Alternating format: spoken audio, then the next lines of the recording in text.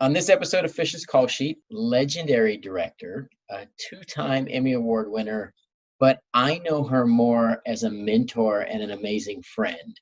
The multi-talented director, Gail Mancuso, is joining us. Hi, Gail. Hi, Michael. How are you? I'm good. I'm so thankful that you're doing this. I have so many questions. I want to get into directing stuff. I want to talk about your career. I'm just so excited. I feel like I've gotten this front row seat to watch a large portion of your career. And I'm so thankful. I'm thankful every time we get to work together. You know, this year in particular, we got to do most of the episodes of The Connors. I know. And I'm so grateful too. Yeah. I love being part of that show. It's family. There are special jobs, special things that come along over the course of your life. As we dive into your career, it will kind of make more sense when we say this, but it's coming full circle. And, you know, I know Jody Hahn also kind of said that was coming full circle, coming back to do the show. But there's something really special for all of us to get to watch all of the growth and all of the, just the leadership, the skill, technical prowess, but you never lost that same fun personality and heart. Thank you. Thank you. So now, as a director, what is it that you think is the thing that most people either anticipate about directing that's not quite the case, or the thing that you wish people knew more of? Oh, you're hitting me with a really good question, right at the tippy top. I thought you were going to ease into this. Well, you know, directing it takes shape differently on different projects. You know, like it's when you're a director of a feature film, it's much different than being a director of a multicam or a single camera show or directing a pilot. And I say that in a sense that, you know, when you're doing like a pilot or feature, like you're totally shaping, you're in from the ground floor, you're helping develop it. And it's a huge job. And you're basically, you know, I don't think a lot of people realize how global that job is, from the development of the script to the casting, to set design, locations, and, you know, just really everything, and rehearsals, and you know, production and post-production that goes on and on and on and on and on. And, you know, on a television show, it's a little different. If you're an episodic director and if you're a guest director, you know, like the show may have, like, I think the Connors, you know, they rotate directors. So they have 4 or 5 directors. I'm just going to say, you know, off the top of my head. So then the job as a director is really to keep that engine running and keeping the locomotive like running in the same direction that it's been going in, and not mess it up. You know, the Connors, the worst thing you could do is to do something completely out of school and make a mess of things. So it's really running great due to the amazing cast and the amazing writing and the amazing producing that's going on with that show. And so as a director, when I come in, I'm just like, okay, don't let me mess this up. I just want to help. And, you know, like I read the script and see if there's any kind of nuances or anything that I can bring to it, and try to be as prepared as possible, and then let the magic happen, because the magic always happens on that show. Yeah, for me, I've had this beautiful gift of getting to shadow you and getting to watch you work on multiple shows, and single camera versus multi-camera. Take us through like maybe the very beginning of the prep, starting with, you know, you're taking this project. So do you usually start with some kind of background on the show? If it was a project you're walking into, maybe a single camera versus also a multi-cam, if you could. Well, anytime I get an assignment, you know, you try to do as much homework as possible and watch as many episodes that you can if they've aired. So but if it's a first season show, you don't have much to go on. You know, you have to just read the scripts and take a look at the pilot. So it kind of starts there. Well, actually, it starts with meeting the producers and making sure that the fit is going to be right, and also liking the material. I try to pick projects that I'm a fan of anyway, either a fan of one of the actors or the writing or what the show is about. That makes my job so much easier, because I love what they're doing.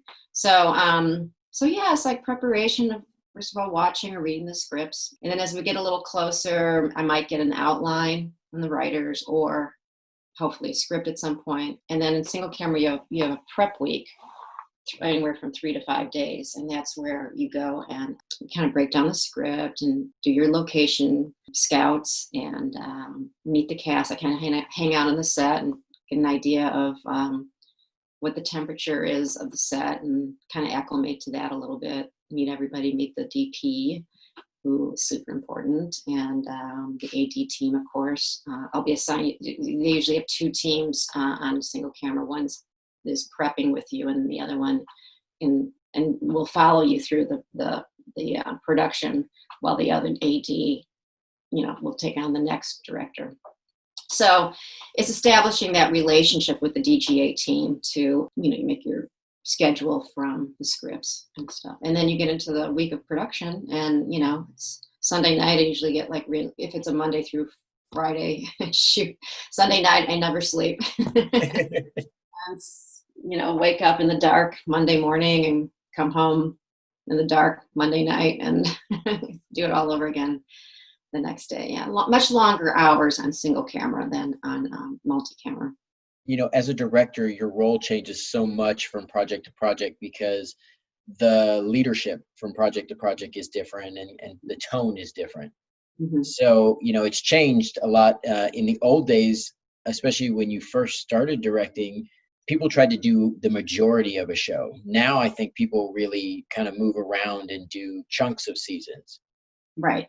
And it's a really interesting thing because you're coming into an environment where there's a lot to go on. So that prep week is huge. And, in a multicam world, those first couple of days are huge of getting the lay of the land. Right. That's what makes it interesting, as a director. I used to call, just hopping around from show to show. But what's fun about going from show to show is that you get a chance to meet a lot of different people. Yeah. And certain shows are a better fit than other shows. And that's it's great to kind of figure it out. And every show has its own set of challenges that I find it's a lot of fun for me to try to figure out, to problem solve. I'm not doing it as much as I used to do. I used to do it a lot. And now I've kind of pulled back on that a little bit, but it is fun and it keeps things fresh and keeps you on your toes. And I like it a lot. And it's also like, there's not a day that goes by, even on the Connors or show that I've done for a while, that I don't learn something, honestly. And I think the day that I stop learning is I'll just do something else. What's the best part to you of being a director? I think problem solving. I love being this problem solving, but creative problem solving. And I think that's part of what I'm really missing a lot in this pandemic right now. I'm missing being with creatives. I'm missing having those conversations of story arcs and, what is this character doing? What's the motivation? And how can we make this bit a little bit funnier or more understand, how does it's like putting all the pieces together, and also working with a crew is hopefully on the same page as you, and working as a unit, the crew and the cast and everybody, and and this sounds epic, but it's true. You are making history. Every episode that's shot is historic in that it will be forever remembered for what that episode is, and people will be able to watch it for years and years and years to come. So I really take it very seriously, every aspect of it. I try to have fun and stuff and try to keep the set light, but really, it is every episode. I treat every episode super important because it is, even though it's comedy, I think it's really important. It's amazing they live forever, and you can look back and sometimes it was the beginning of someone's career or a moment that changed someone's life in some way. Right. And they're all epic in some sense, and it's the collaboration, I think, is, it's that bringing together of a bunch of people and watching their amazing skills. That's part of what started this. Is it's all the artists who collaborate, who make one production, one episode possible. Yeah, it's crazy. Yeah, it's amazing. And I never get tired of it. I could talk to 1,000 people who all work in the same department, but their perception and their experience is a little different, and how they go about it's a little different, Yeah, and their passion is different, and the things that strike them are new perspectives every time. It's amazing. right. Well, even the pedigree that of the people that work in this business, you know, the crew and the hardworking, you know, the hours they put in. It's really interesting because, you know, we're contract players. I mean, we work week to week. It's not like you have a steady job and your company's going to take care of you. And so most of our crew members are out of a job and out of a paycheck. Yeah. And I know I've had a lot of friends that aren't in the business say, like, how do you ever feel comfortable, you know, being in a situation like that, knowing that your job can be taken away from you or you can lose a job in a minute? It's like, I said, it just there's a certain adrenaline rush. Yeah. When you're helping produce a television show or a feature. Every single person involved is all in. Most of them, I don't think, would trade it for anything.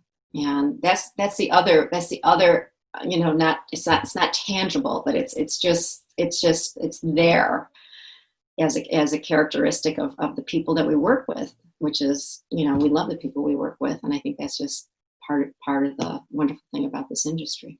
Yeah, I think that's part of the magic. It's the magic of the people who are a daring, different breed. Yes. Jeremy called them, we're all carnival workers. Some people call us all, performers in one sense. Others I've heard say things like, we're all pieces of the puzzle, and in order to see the final picture, we all have to put our piece in. Right. And all of those, I think, are beautiful and funny ways of looking at it, but it's true. Absolutely. It's unlike anything else. We don't know from week to week and job to job. I've worked on shows where you start on Monday and the show may get canceled on Friday, and but this moment may still live on somewhere, and this show may lead to so many other people's next step, and you just kind of have to be willing to pack up and go and follow the great journey of wherever it takes you. Right. And the common denominator is that most of us have been a part of something like that. Yeah, we've all had that experience. A show pulled out from underneath us, or or been let go of a show, or whatever. I mean, like, we all can kind of relate to the insecurity of it all, but knowing that we're gonna survive. Now, I normally ask people what's the hardest part, but would you say that's the hardest part? Is there's that you're always moving, hustling, looking for other projects? Oh, no. Okay, good. No, I think maybe the beginning, maybe that's what it was. But I think now it's, even after all these years, I think the hardest part is always trying to do the best I can. And I, to this day, I have never delivered a show that I have, a show or anything that I felt 100% like I couldn't have done better, Yeah. And I think that's what keeps bringing me back. It's like, okay, and learning from that. So I think that's the hardest part. I think it's the pressure maybe it's the pressure I put on myself to do good. I've always admired, you're a perfectionist, but most people who are perfectionists make it hard for others at times. And you never do that. You always make the set work, make the production it's smooth, it's convenient. So no one knows how much goes into how hard you're pushing you, right? Which I think is an amazing gift, to push yourself so hard, but at the same time, not let it affect interactions with others. I feel such a gift, and it's such a strength. That's sweet. Thank you. Yeah, I've always admired that. Well, you're so easy, Michael. I mean, it's just you're I mean, people should know. I mean, you're just you're so talented, and you're such a team player, and you're also not only just a team player, but you really you're always there. You're the person I can count on, and it's been like that for years and years. And those times in between the reunion and prior to the original show, and when you would come and observe or hang out with me or whatever, I mean, you would just, you're just, everybody is so impressed with you. I mean, Kenya Barris, you know, I think you came and hung out on Blackish. Everybody is just like, wow, he really wants to be awesome, you know, and you're intelligent, and I can go on and on, but it works both ways. You know? Thank you. Did you have a moment, Gail, when you knew you wanted to be in this industry? Was there a moment that you knew this is what you wanted to do, or did you kind of find your way here? Oh, I definitely found my way. I think I answered that right. I didn't plan for it. Let's put it that way. I didn't plan for it at all. In high school, I was a photographer. I did a lot of photography, and but in college, I studied. I wanted to be a CPA. I was an economics major. I didn't know this. I like this. Yeah, so I'm very good with numbers and finances. But then I took an elective in film, and I just kind of started like left brain, right brain kind of stuff, and then I got a job when I first moved out to California to go to school. I got a job as a page, as an usher at one of the TV stations. Was that KTLA? It was KTLA. Yes, it was. Yeah. And you were an usher, right? Yes. And then you kind of transitioned into you were PA, and then I think you moved towards script supervising. Is that right? Exactly. Yes. Yeah. As a scriptee, and then I was an associate director, and then director. Script supervisor is a complex job. You know, I've talked a little bit with Jody Hahn about it and a little bit with Amy, but for people who don't know or haven't seen that, your job is to keep track of kind of takes and time, and to keep track of continuity, and in the old days, lines and everything kind of on top of each other. I always feel like it's a everything detail job. Yeah. But I always think it lends itself to, if you make that transition and you move through that job to become a director, I think it makes you aware of so many things all at the same time. I'm gonna put my glasses. My eyes are starting to hurt. Okay. Like I'm seeing two of you. Oh, there's only one of you. Okay. That's better. I thought that was like, because I'm leaning further and further back. Now I can lean forward. Okay. Well, the thing about script supervising also is that, and it's still in single cam, you're still on for the lines. I mean, you still have to, you know, you're cueing the actors if they call for a line. Plus, also, I mean, I know you went through this with other people that you've interviewed, but it is a very complicated job. But one of the best things about the job, especially and when I was doing it, is that all these various directors are coming through. You're right next to those directors, and so you get a great lesson, firsthand lesson on directing. And so I would, like, we'd be doing a scene or whatever, and the director would be giving adjustments, and then in my head I'd be like, okay, what would I say and how would I articulate it? And in my head I would like sound it out like exactly like how I would say it. It was an amazing experience. It's really like a great job and a great place to be, to really learn from other directors. Now, where did you start? Where was your first main job as a script supervisor? Well, I worked for a commercial production company back in the day, and I did everything. They did like these Robinson's Made commercials, and back in the day, and all these little productions. And so I was in charge of the hiring. I would hire the crew. I would be, you know, pre-production, and then in production, I would be script supervising. I'd be doing that, and then I'd take it through post, doing the editing, and so that was an amazing job because it really opened my eyes to, you know, all the different jobs out there. But my very first official script supervising job was on a cable TV show called Brothers back in the day. It was on Showtime. And actually the first gay male character on it, character played a gay male, which I think had never been on a series. It was back in the day, and God, how many years ago? It was a long time ago. Mm-hmm. So it was it was super funny. It was a great show. That was like 1984. Is that right? Some early 80s. Right. It may have been before. Yeah, I think that's right, because I think I had right after that. I think I had JR, my first son. So yeah. Did you were script supervisor there? When I met you on Roseanne, you were doing more associate directing. Correct.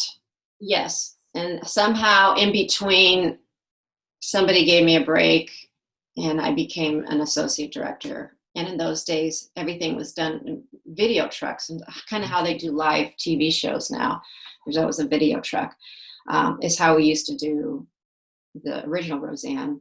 So yeah, and it was like that, and that job for that function, associate director, was like you're sort of the liaison between the director and the camera operators, articulating the notes from the director to the camera operators as to what shots are when, and all the shots used to be numbered. And yeah, that was a fun job. And we would click or snap through them and go button to button. In those days, I was a kid, working on Roseanne, getting to come out to the truck and watching that whole production style, I think was a great gift to have started in that time period, because everything was linked to the truck and it was recorded there, but you got to see kind of almost like a live news feel of like snap, snap, snap, snap, move, move, move, 1, 4, 3, jumping from camera to camera, and the angles and what you were looking at. Right. And I always used to come out at some point during the live tapings. I remember that. Come sit in the truck and up those stairs. Yep.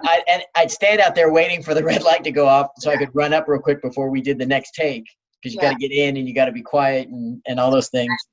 Yeah. It's amazing to watch that transition now of technology to now where you're on the floor, and it's a very different setup, and I think it's a little freeing now. But it definitely there was a speed and a skill and a pace to that I think is a good learning thing. Yeah, and you know what else it is, and in multi-camera in general, I mean, it's you're always working with at least 3 or 4 cameras, and so your editing skills in your head are really, really refined. So when you go from a multicam to a single cam, it's actually a lot easier, because it's like, okay, I know how I'm going to edit this. So I'm going to want this setup over here and this setup over here. I'm going to need this to cut to this, and it goes much quicker. I mean, I've heard that directors that start in single cam have a little harder time segueing to multicam, because they can't quite wrap their heads around, the multiple cameras all at once. Yeah, I think the transition for me when I look at it is multicam, everything's happening at one time. Mm-hmm. So your head kind of has to be wrapped around this whole world all at once, where single cam, you can really specify this one shot, this one area, right? So if you can adjust or cheat certain things that you can't get away with in multicam. Now, there are other things in single cam that are much harder. Yeah. Keeping track of continuity and matching personality and coverages sometimes. Yeah. If people aren't matched up, that kind of stuff can be really keeping the tone, I think, is important. So I think it's a different thing you're looking at. Right. It's also like multicam really serves itself well for comedy. I mean, especially I would say for actors in particular, because you can capture the timing and everything at once, as opposed to single cam, where even though single cam, it usually means 2 cameras, but depending on the style of the show or the DP or whatever, it either means 2 sizes on one side, or sometimes you cross shoot, which is a rarity. I mean, we did it on Modern Family all the time because we wanted to have that kind of fluid documentary style shooting, of which the multicam actually helped a lot too, and being when I was blocking those actors and stuff and the cameras. So this served that too. But I think you don't have to do as many takes, and you're also capturing the magic that's happening, the chemistry that's happening between the actors when it's happening, and you don't have to recreate it, just because of a lighting setup, which is great. On Roseanne, you got your original opportunity to direct. And I love this story because it really is about knowing what you want, being assertive, and being willing to step up and voice yourself. And I think it says a lot about you. Can you tell the world kind of how that came about? Sure. I don't remember the year. All I remember, it was back in the days when, like you said before, when we used to have one director first season, I mean, and I was an associate director at the time. Had to be getting really near the end of the season, and the director at the time, and this was very, very often was the case, they would go and do a pilot. So he was being let out. He was going away for that particular episode, and I don't know what happened. I don't know. I didn't really plan it. It just was kind of weird. I just went up to Roseanne and I said, he's leaving for this episode to do a pilot, and it's available, and I'd like to direct it. And she said, well, go ahead. And then comes the hard part, right? Because now you have to go talk to the powers that be and say, producer. Oh. By the way, I just had this conversation. They're like, what? But actually, it to this day, it's one of my favorite episodes. It's Becky Doesn't Live Here Anymore, and I love that episode. And I, Lisi's character, leaves home. I don't know. It was just, yeah, it was kind of crazy. But yeah, you have to. No one's going to guess what you want to do.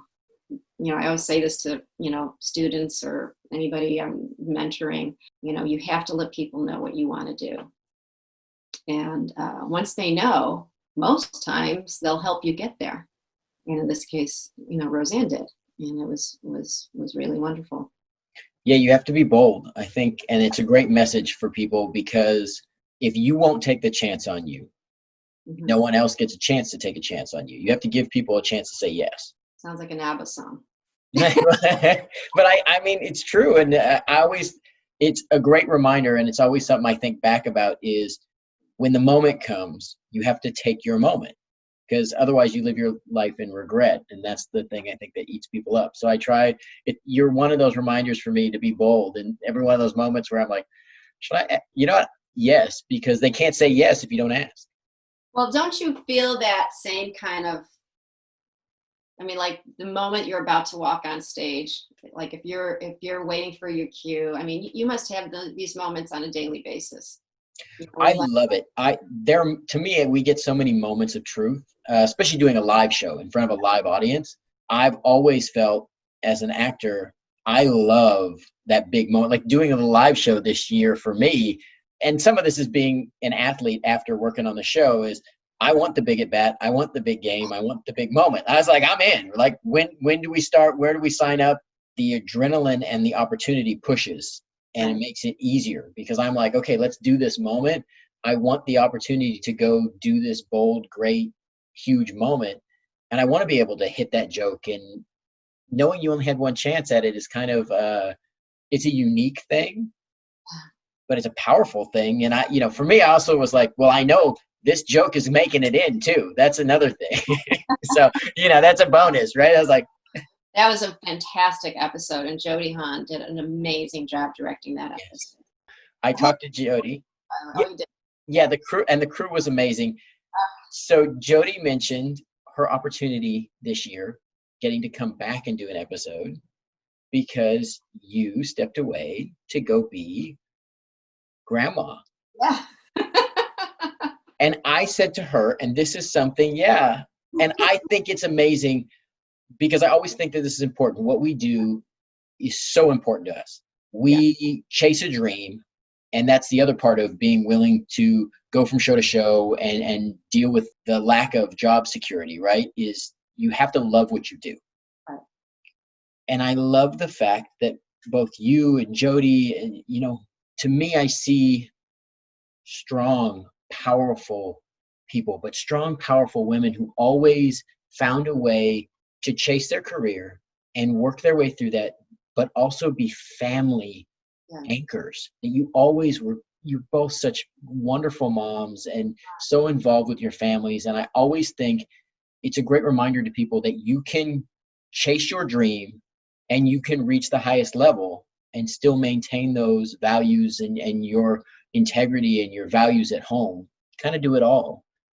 And I think it makes you, honestly, it makes you a better person, and I think a better perceived person that can, it's like, because I've seen the people that are married to their jobs and disregard their family. I mean, not on purpose, but that aren't present. And I think you don't want to miss the big moments in life. And that day, it was very unexpected that my daughter-in-law was going into labor, and I had previously, I don't know if Jody told you this, but I had checked out her schedule first, and I had known that, and I had told her, like, are you still not working this week? ever the planner, ever the person who covers all the bases. And that's, again, I would say that's an example of how much you prep. No one anticipates having their grandchild be born early unless you're really a prepper and really a planned person who goes, okay, well, just in case, are you still available that week? Yes, that was amazing. And everybody was so great about it too. So it's a beautiful thing, and family means so much. And it's one of those things I'm always in awe of all of you. It was really good for me to have all of you as guidelines and people to watch your full perspective of life, that it wasn't all encompassing, because in every business, there's people who their job is the only thing that defines them. And that's one way of going about it. And if that's what fulfills their life, then that's their choice. What I think is holistic and heartfelt approach. And you're one of the reasons for that. So I thank you for that. Oh, it's all you, Michael. You're the best. Now, after making the jump on Roseanne and you're a director, Yeah. you started doing kind of this run of iconic television. Yeah. What would you say the next big one was? Would it be Friends? Oh, it was for sure Friends. Yeah. No doubt. And it was the next one. It literally was the next. I had to get let out of some of the Roseanne episodes to do the Friends episode. It was amazing because I started pretty early in there. I may have been there in their second season. It wasn't their first, I don't think. It had to be their second season. And so they were still kind of finding their characters and stuff too. And it was, again, like Roseanne, it was just a magical show. It was 4 film cameras on stage. It was the first time I was actually on stage, like how we do it now. Like back in the day, we were in the booth, right? Video, but that was film. So that was like a little different for me. But it was great. It was I clicked with the cast, and there were many more episodes to follow. And then after that, I think the next, at least the one I was aware of, was Dharma and Greg. Yeah. Well, yes, and which was amazing, and that was another really fun show, a Chuck Lorre show. And Chuck, as you know, used to be one of the writers on Roseanne. Right. So everything does come full circle in our lovely little business. And so I was fortunate enough to have Chuck remember me, and that show was another really good fit. It just it was great. Okay, and then what would you say the next project after that? Well, I mean, there's a lot of like projects. I mean, I try not to look at my IMDb too much, but You need some time. That IMDb is super impressive. So if anybody hasn't checked it out, it's long and illustrious. What was the first time you switched over to the single cam? Was that Gilmore Girls? Probably was Gilmore Girls, who, again, Amy Sherman-Palladino, another Roseanne alumni. In fact, Amy wrote my first episode, Becky Doesn't Live Here Anymore, was written by Amy and her then partner, Jennifer Heath. And that was, I believe it was their first network show to be produced. Full circle again. So Amy somehow took a chance on me to direct this amazing episodes of the Gilmore Girls. That may have been my first real single camera for an hour-long episode.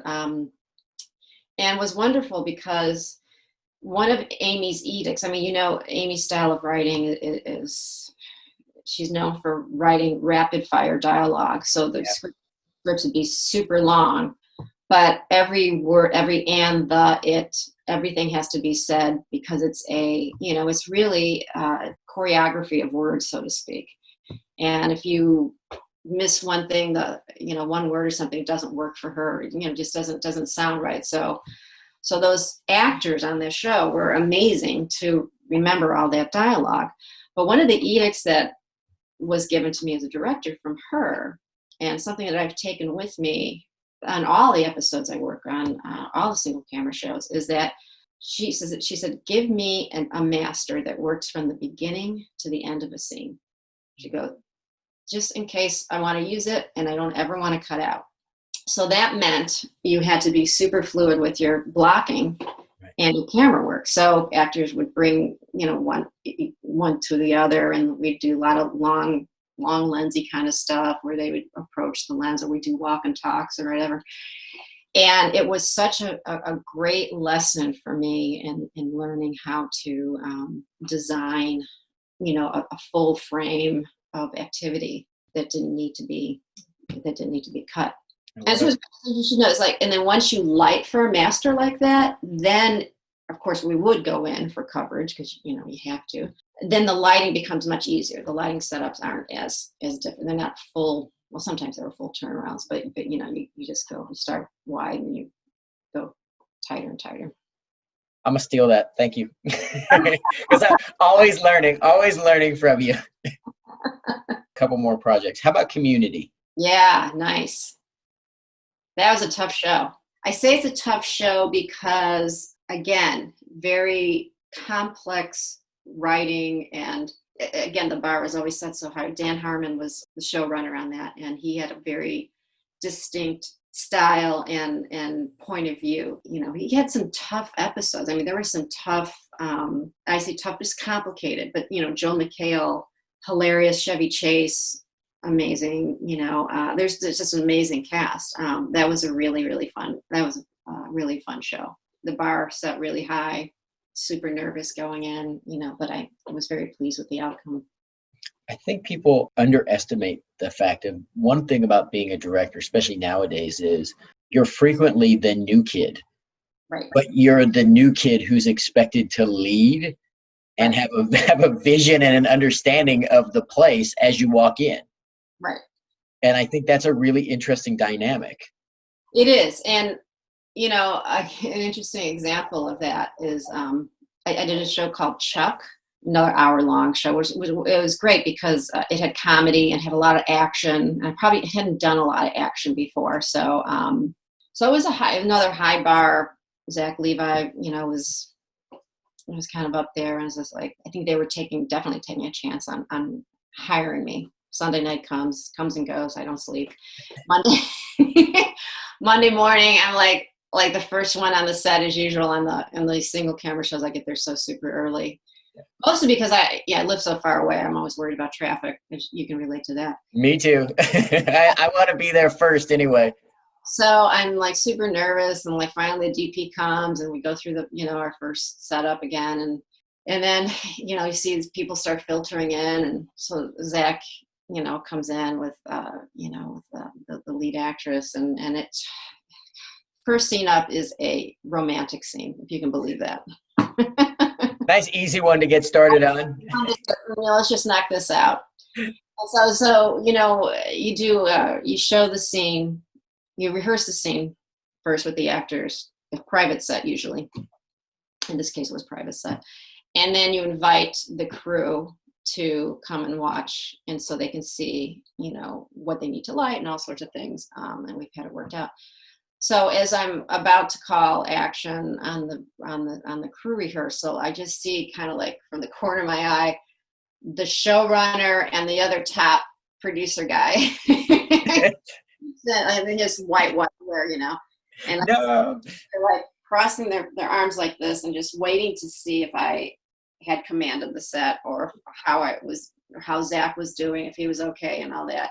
We rehearsed the scene, and Zach and I had a little quick conversation. I looked over the corner of my eye, and those two guys just walked off. I never saw them again. Yep. And they was in my hand. So you proved that, and I think that's it, is performing, directing.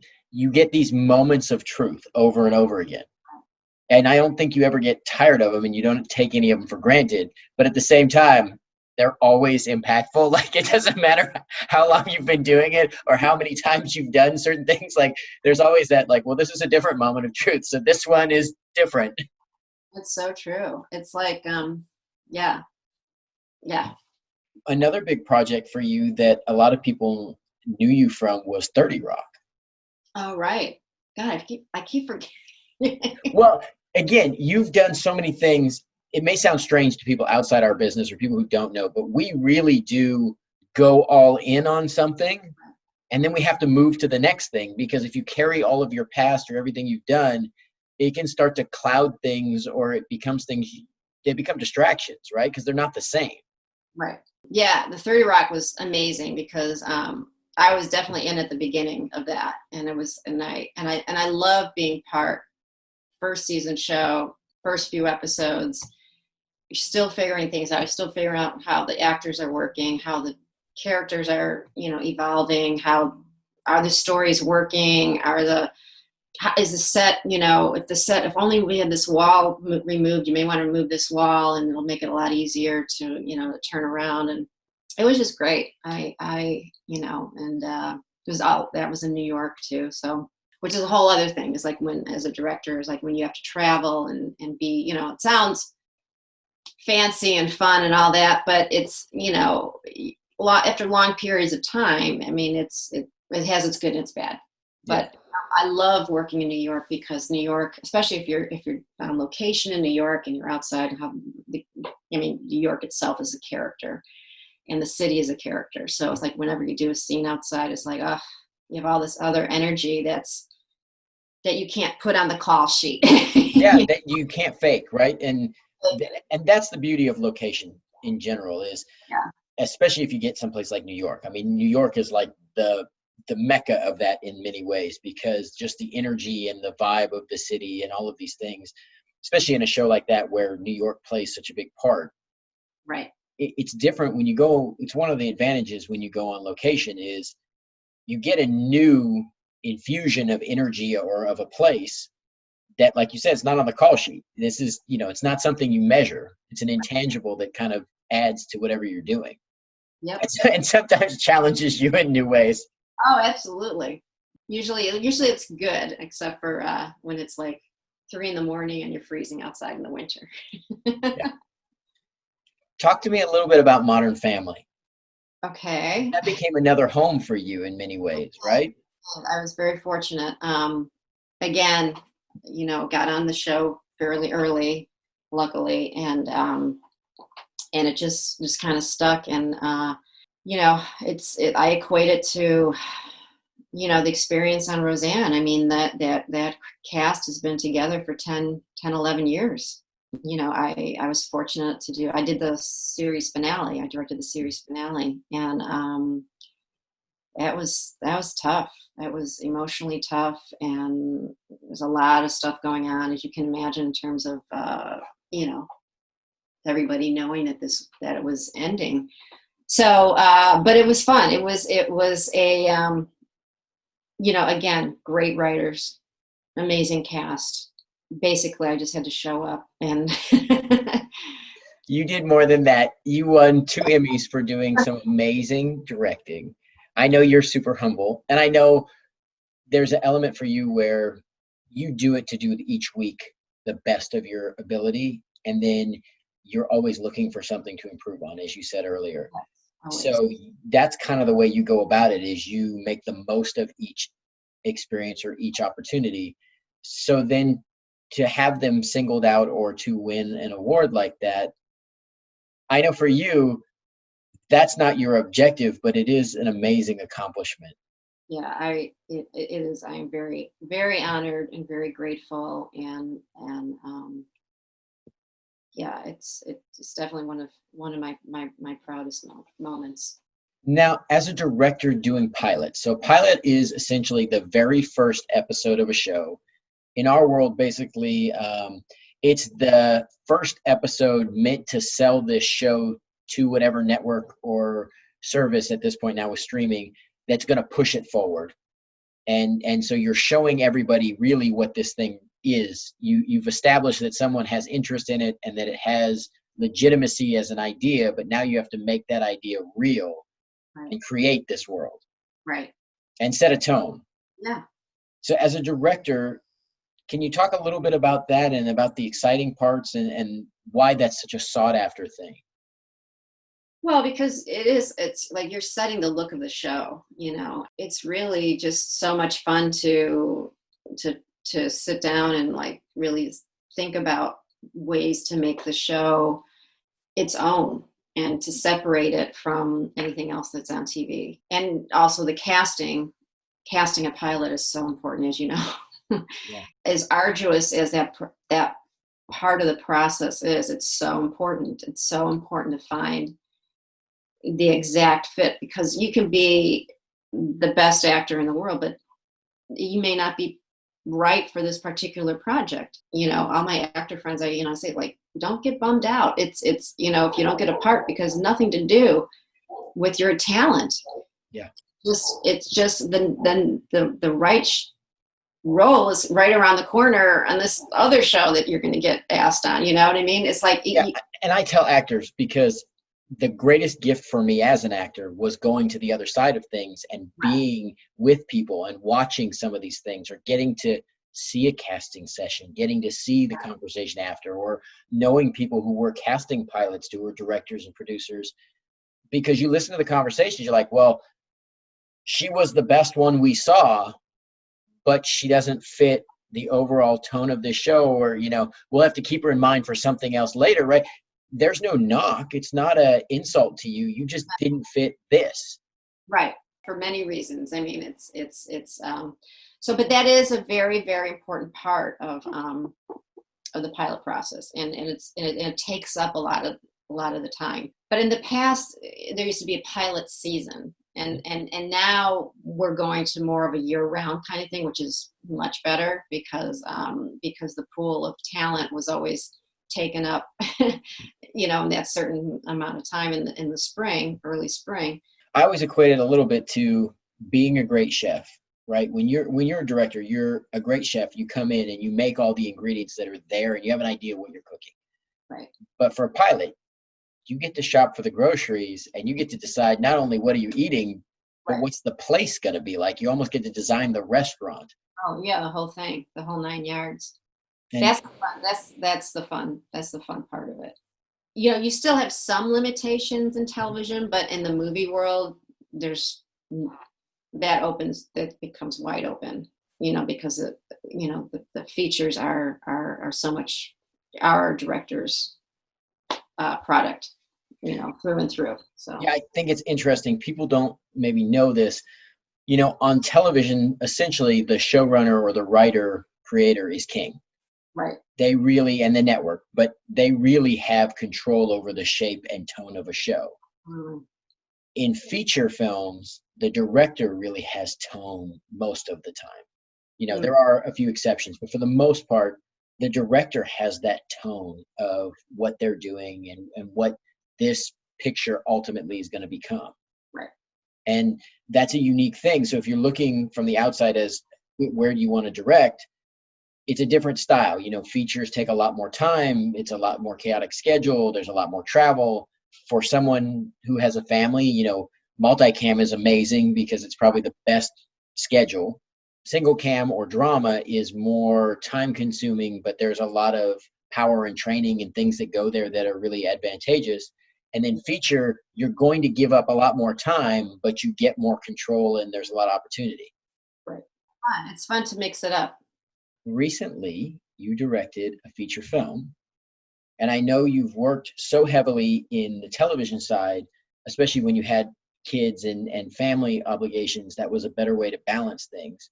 And then this is kind of, at least for somebody like me who knows you're a dog lover, a dog's journey is really a passion project for you as well in a lot of ways, I think, right? Oh, absolutely. The project, I wasn't looking for a project like that. I was looking for, I had read so many comedy scripts, and actually I was attached to do a comedy that just wasn't quite ready yet, but it was at Amblin.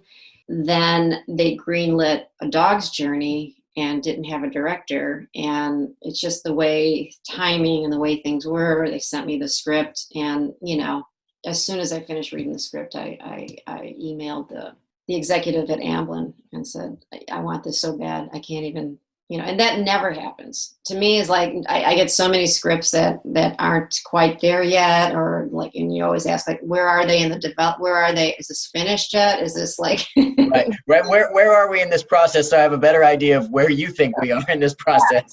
And even though in a dog journey needed work too, but it spoke to me. I was not looking for a movie like this at all. So it hit me totally from left field. And yes, you're right. I have a lot of dogs. I actually just recently lost a dog, unfortunately, 2 weeks ago.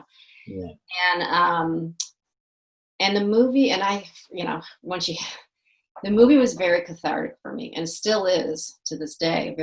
I worked through a lot of things by doing that movie, and there was, it just was, to me, I'm super proud of the movie, and I wouldn't have changed anything about it. There's something special in that film about a girl and her connection to a dog. I think so many times we see a boy and his dog. Young women coming of age to have that support structure of a good dog. I mean, in my house, that's a big deal, and I think that's such an important thing that really I hadn't really seen. You don't realize how much you haven't seen sometimes until it's in front of you and you're like, yeah. Well, I think that's what attracted me to the movie, because it was a female protagonist, and her going through life challenges, but yet her dog is there to help her. And without saying what the movie's about, or too much about the movie, it was very relatable to me, and I love that. It spoke to the girl and her dog, and it actually is taken from a book. Actually, the Dog's Journey is based on a book by Bruce Cameron, and he's got a series of these books. And in the book, actually, a lot of very serious things happened to the girl, and so we kind of wanted to keep it PG, and we want to keep it more palatable for a wider audience. And but yeah, we I was able to put in some really cool music and work with these amazing actresses, Abby and Kat Prescott, and Betty Gilpin, who played the mother, and Dennis Quaid, and Marg Helgenberger, and on. Josh Gad voiced. It was just a great experience, from pre-production all the way through post. It was great. Quite an achievement. Thank you. Quite an achievement. Thank you. There'll be more. Maybe talk a little bit, if you would, about framing, because framing is very different from, say, a multi-camera to a single camera to doing the feature. I approach framing and blocking from each scene, and like, what is this scene about, and who is this scene about, really, and kind of take it from there. Is this a DJ scene? Right. Right. And so everything kind of revolves around, what story you're telling within the scene. If you're on location, framing is a whole other thing. Then, not a whole other thing, but I mean, if you're in New York or something, you want to see New York. Right. So you got to make sure that the city is framed in some way. A little bit more multicam, like little looser shots, because comedy is a little looser, is more physical. So you want to see what the body language, and you also want to see the actors interact with each other, as opposed to like a single camera or a show where you're emoting a lot. Then you'd go up, super close-ups with, seeing in movies, it's all about the eyes. Right. As a director, maybe can you touch on giving notes and suggestions you have for people when giving notes? I sort of have a rule that I try not to give more than two or three notes per take, because I just think it's too much and it's just crazy. The first take, is like a gimme. It's like, let's get into the second take and see, let's allow some time. And then third take or whatever, then, if it's not quite going the right way or not going the way that we were hoping it to go. And sometimes notes aren't necessarily, here's the thing. It's like in television, like the producers could have a lot notes, a lot of the notes come from them. And you have to understand, like, they are in a writer's room and they are going over these words and these scenes over and over and over and over and over and over and over and over again. So in their head, they have a certain kind of rhythm to the way the joke should be said, or this is what, so it could be something that I totally never got. And so I'm like, oh, I'm sorry, I never even got that. Thank you for pointing that out.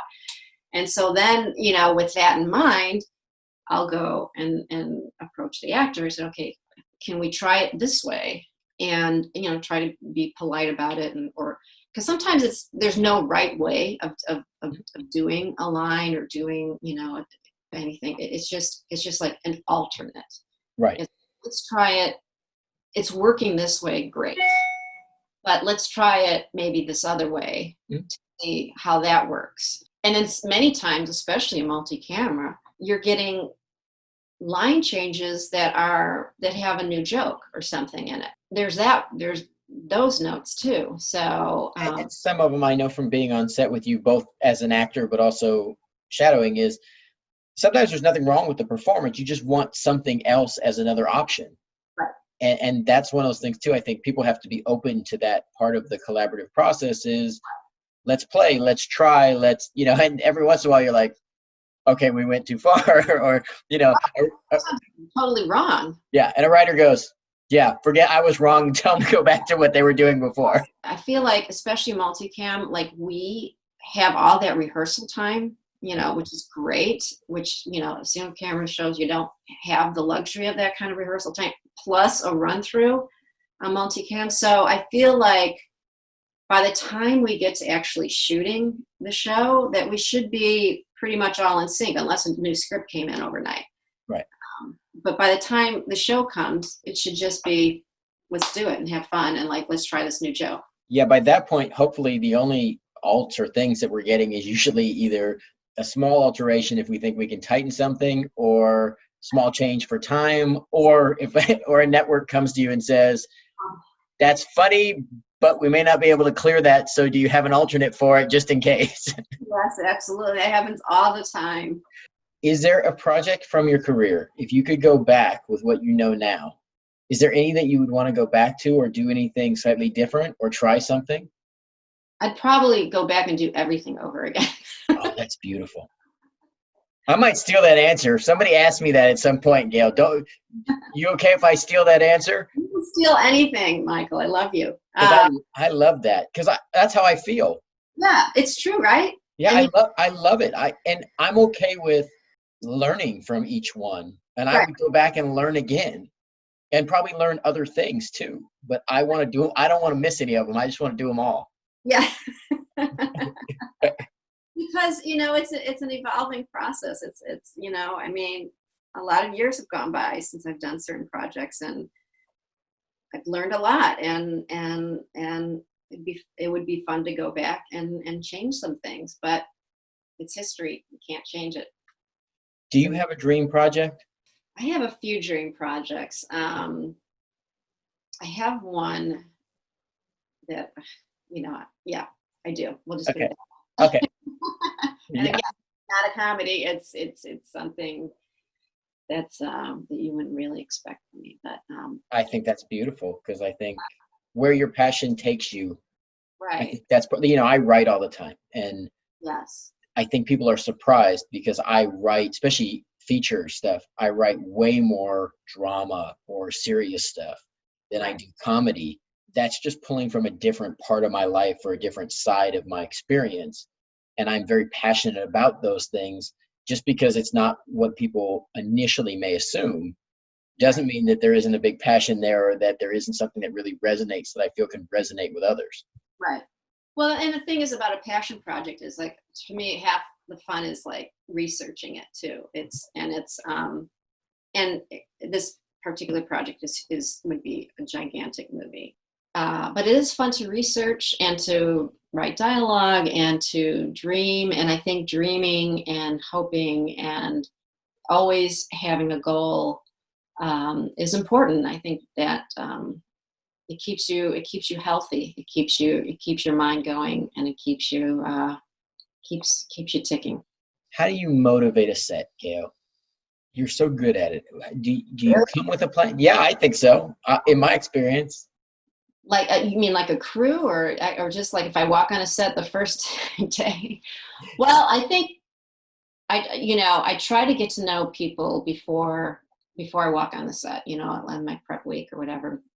And I always say, like, before we start the day, I say, good morning, everybody. I like make sure I learn as many people's names as possible, and try to have a personal connection with as many people as I can. And I think just starting the day with just a simple good morning, how's everybody doing, and maybe go up to everybody and have a little conversation, and then when the actors come in, the same kind of thing, and just kind of like, okay, yeah.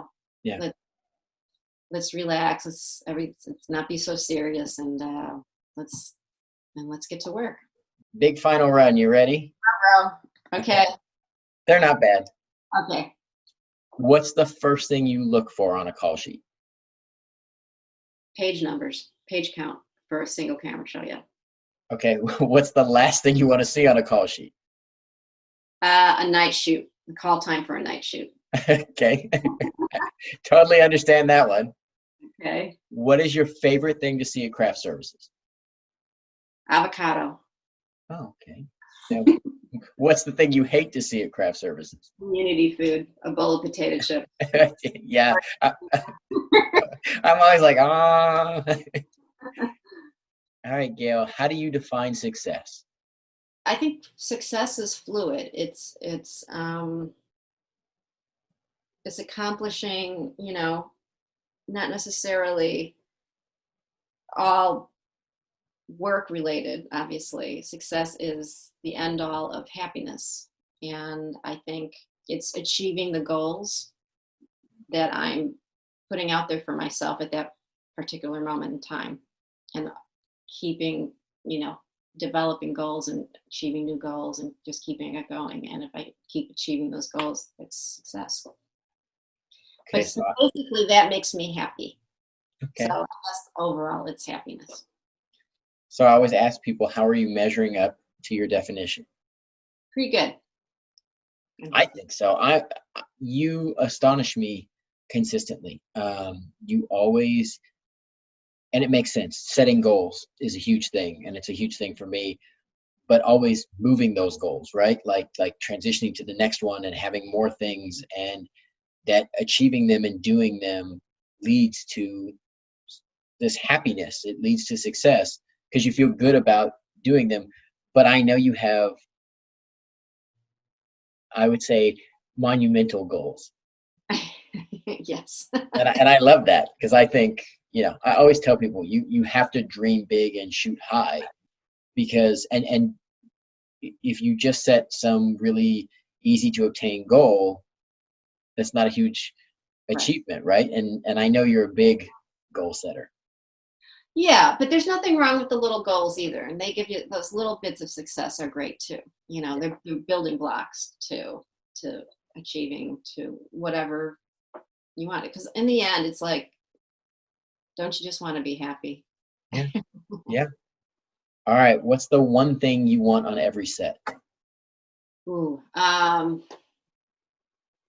collaboration. Everybody. I can't say it in one word, but everybody moving towards the common goal. The feeling of we're all in this together. I want to make sure that everybody knows what we're doing, so that the communication is open. And if there's something wrong or something that I'm not aware of, I mean, there are times that maybe something is under the radar that I know nothing about. It hasn't been made aware of me. I want people to know that they can come up to me, crew people, actors, anybody, say, hey, I'm not comfortable with this, or this is going on. So, and what are we doing today? I just want like the crew, everybody knowing that this is what our day is like. And if we work together and we have fun and we can make the day, and we can enjoy the benefits of finishing the day and having a good time doing it. I mean, how many jobs are there out there? So you go to work and you laugh all day. I mean, it is like it's the best job in the world. And I'm grateful for every day that I'm able to work. And I hope the crew feels the same way. I want everybody to be as happy and as grateful. And they usually, I mean, everybody I know on our sets are. I agree. I love it. I love every single day of what we do. Especially I love when I get an opportunity to work on Multicam, because I just feel like I get an opportunity to laugh a lot, and everything works quicker, and it's really built to enjoy, I think, if you're doing it right.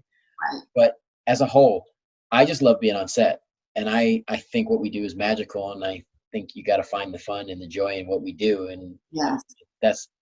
we love going to work every day. Right. That's awesome.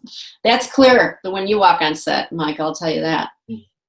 I hope so. I hope that's part of what people think of when they work with me is, here's a guy who comes, who's professional and responsible, but is kind and happy and loves what he does and helps other people make their day easier and love what they do. Absolutely. Yeah, you are definitely that guy. Okay, what's the one thing that you would eliminate from a set? Gossip. Nobody has said that, and I have been waiting. Gail, I think, like, yes, gossip, because it's one of those things. Gossip is an undertone that can undermine things for no reason. Yeah, I mean, it's like, if you have a problem, why don't you just talk, like, let's talk it out. Yeah. Yeah, let's have the conversation so that we can move forward and get back to the part where we enjoy and love what we do. I guess it sounds kind of catty, that I said that, but I mean, it's true though. I mean, it's like these, if you're gossip, or if you're in the corner, or there's another conversation going on, and then you're not present Right. in what we have to do, and that's part of our goal of being collaborative. Okay, what's the best gift you've ever gotten from working on a project? Oh, I mean, it's daily. I can't say one thing. I mean, it's just the satisfaction and the joy of being able to do what I want to do daily. Yeah. Daily. That's the perfect answer. It's, like I said, it's never a tangible or a thing for me. It's always, it's this. Yeah.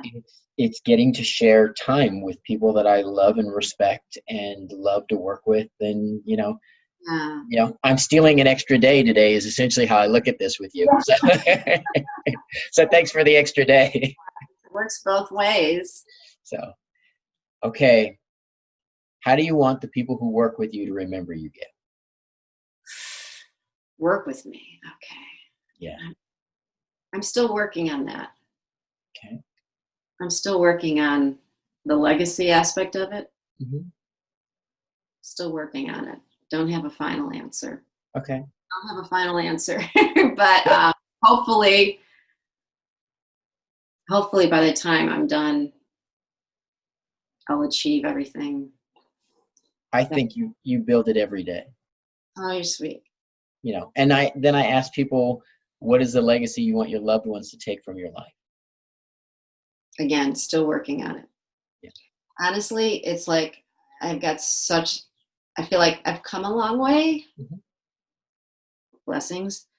But I have a long way to go. Mm-hmm. And I just would like my children and my grandchildren to be proud of me, to hold up a picture of grandma and say, that's my grandma. In that voice, exactly. That I think you do. I think from my experience, I've never known anyone to spend time with you who didn't relish the opportunity and think to themselves, I'm glad I got to spend time with her. Oh, that's sweet. So, Oh, thank you, Michael. I'm so thankful that you came on and that you did this and shared so much insight. I hope it was fun and enjoyable because So I much. love having you. And you So, do such a great job. You're so good at this. You're so easy to talk to. So continued success, Michael. thank you. If you'd like to be updated on Fish's call sheet, go ahead and subscribe or hit the bell below so you know right when we update new information.